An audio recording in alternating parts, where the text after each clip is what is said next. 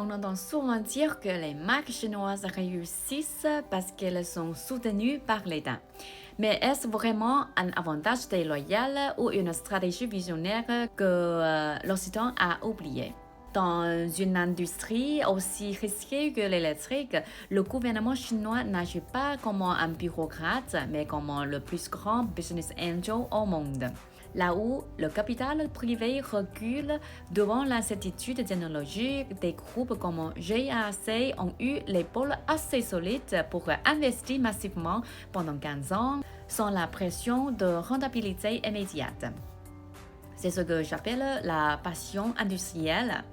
Contrairement aux constructeurs historiques, sont prisonniers de leurs résultats financiers trimestriels pour rassurer leurs actionnaires. Ces groupes à capital public ont pu se concentrer sur une seule chose, maîtriser toute la chaîne de valeur de la mine de lithium jusqu'à la puce électronique.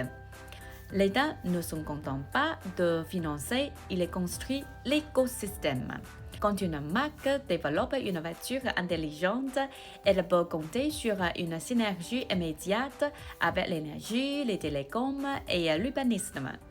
C'est cette force de frappe collective qui permet de tester en conditions réelles des innovations que d'autres mettent des années à valider. Au final, est-ce qu'on ne devrait pas s'inspirer de cette vision à long terme?